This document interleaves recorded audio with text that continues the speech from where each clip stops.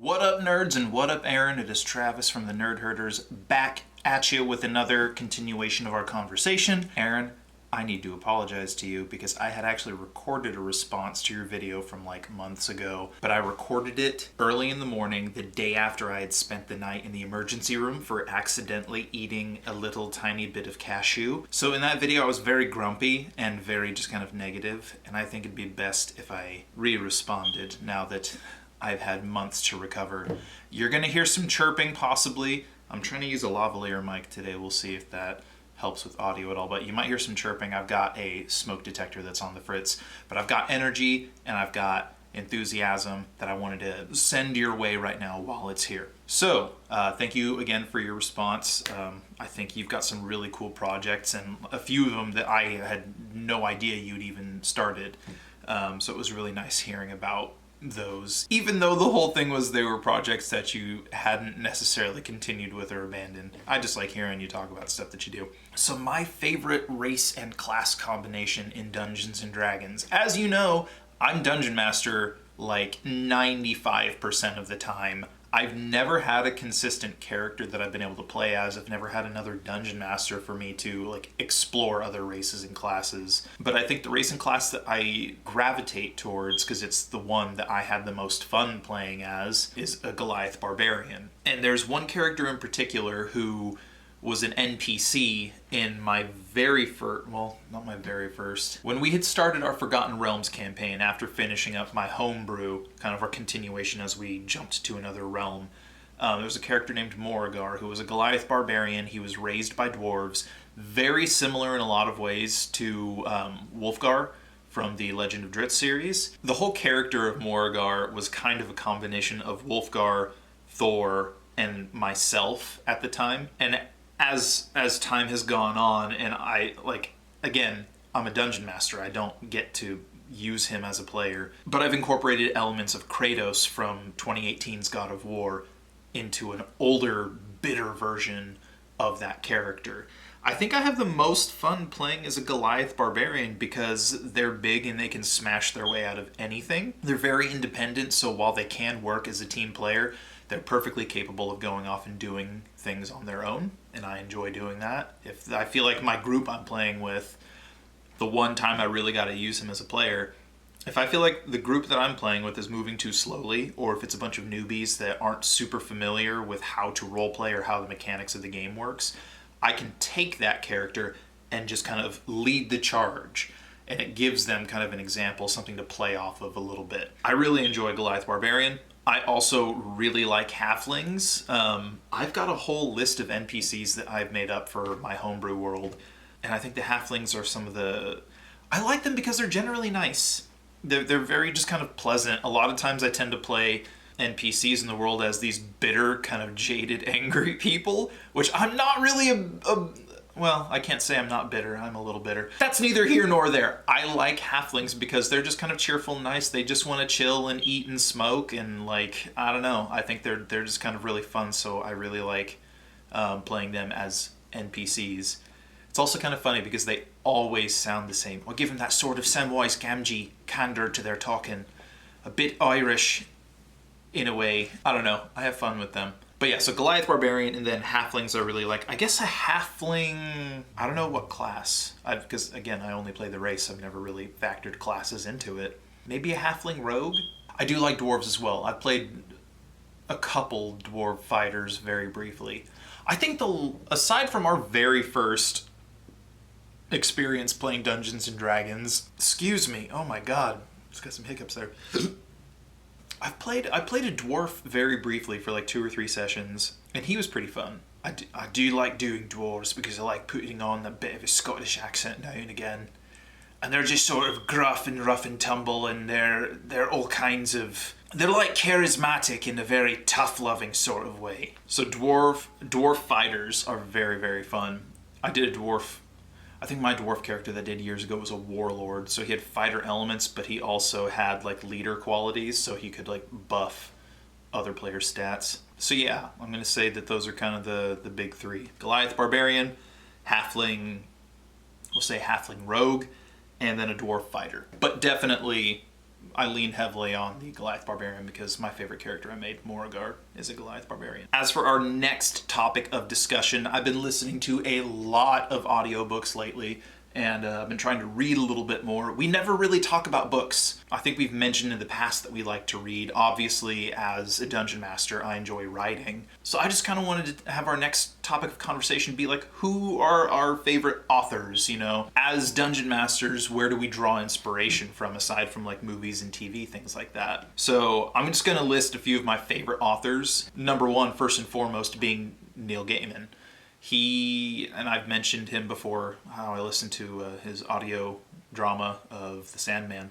I've got a cluster of books from him, and I think they're all fantastic. He writes a wide range, books meant for children, teens, and adults, but he tends to lean on kind of like a mythological, fantastical kind of themes and elements in his stories, and I really like that. I've always had this weird sense of guilt about enjoying mythology and fairy tales and like children's books, but kind of reading his stuff and seeing his style has really shown me that as an adult, it's totally fine to like those things, and there's a way to take elements from children's storytelling and adapting it for a more adult setting, and it makes it accessible to people that are older, a little more sophisticated, shall we say.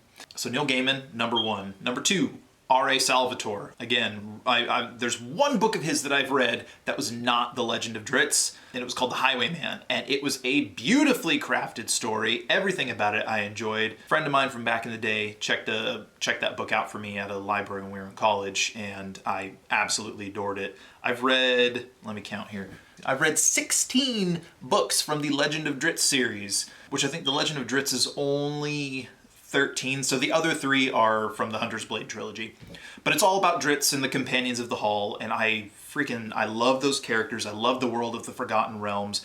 R.A. Salvatore has such a beautifully accessible visual style. It's not a lot of like flowery prose describing things that are going on. It's very much like I started reading these books towards the end of 7th grade, and I wouldn't say these are children's books by any means, but they're so beautifully crafted that it really transports you to that world. There's a lot of sensory description that kind of just, you're there, and it's awesome. R.A. Salvatore, love the guy, love his books. Drew Karpyshyn is another one. I think his biggest claim to fame is going to be the Darth Bane trilogy, which is what I love him for. It's Star Wars novels about a Sith Lord named Darth Bane, and it's some of the best Star Wars storytelling ever. Love George Lucas, but like, this is a facet of Star Wars that you never really see in the movies. I think there's elements of Clone Wars that have kind of touched on it, and I think Darth Bane actually is in one of the later seasons of Clone Wars very, very briefly. He also did some of the writing for Star Wars Knights of the Old Republic. He's done writing for Mass Effect, and there was an Old Republic novel about Revan. I don't know if he created Revan or if he's like one of the co-creators, but you know, Darth Revan, just Revan, the Jedi Knight, is a pretty big character in the Old Republic games, and then reading the novel Revan was a lot of fun because it carries over a lot of what I experienced from the Knights of the Old Republic series. So Drew Karpyshyn, awesome author. J.R.R. Tolkien, you and I both love him. He's probably going to be up there for you. I think The Hobbit is one of my favorite books of all time. I remember reading The Lord of the Rings before I ever even knew The Hobbit existed. In the 4th grade, I read all 3 books for Accelerated Reader, and I really enjoyed them. It's funny because I look back at them and I try and read them now, and kind of what I was saying about R.A. Salvatore, it's a little bit the opposite. There's a little bit of flowery prose that makes the Lord of the Rings trilogy a bit of a difficult read. I actually found a really good audiobook collection on Spotify of the trilogy, which is really cool because the guy who narrates it, A, does different voices for all the characters, which I always appreciate from an audiobook. B, incorporates a lot of Howard Shore's score from the movies into this narration. And it just, I think the Lord of the Rings books are beautiful and they capture your imagination in a magnificent way. And for their time, like some of the best and most important books ever written. But The Hobbit for me is like god tier fantasy storytelling because it's something that I read when I was in the 5th or 6th, I think it was 5th grade I read it, and I enjoyed it so much more. It's a lot more playful, a little hard to follow just because there are so many characters in it. It's kind of insane, but I love The Hobbit so much. And then if it weren't for those books, we wouldn't have the movies, which I love Peter Jackson's Lord of the Rings and Hobbit films very, very much. So Tolkien I love the guy a lot. John Green, who I feel like I should have mentioned earlier because he was kind of a formative author in my life. I've been reading his stuff since 2007, so freshman year of high school, 8th grade, freshman year of high school. I started following him and his brother here on YouTube, the Vlog Brothers channel. Go check it out if you have not yet. John Green is a magnificent author. Most of his stuff is young adult. And it's funny because I read it at a time where the storytelling was relevant. It was a lot of like teenage drama and angst and discovering yourself and like really getting to know the people around you that are part of your friend group. And I think that they're books that are best read and experienced when you're in high school. That being said, I still like rereading them. I think they're still oodles of fun. Looking for Alaska, Paper Towns, An Abundance of Catherines, which is like a sleeper hit. I love An Abundance of Catherines. I think that's probably my favorite book he's ever written because it's just bonkers. And there's a whole like appendices of the mathematic equations of finding love and happiness and things like that. And it's nuts. I love John Green. I adore him as a creator, as an author, as a human being. John Green's awesome. The last author I'm going to mention, and this is kind of I would say guilty pleasure at this point, is J.K. Rowling. She's a problematic person, but she's a damn good author. As far as Harry Potter's concerned, I guess some of her stuff outside the Potterverse is kind of haven't read it, I don't know. But the Harry Potter books are always going to be very, very special to me. They are what got me interested in reading, and, you know, as such, it's what got me interested in writing as a young child.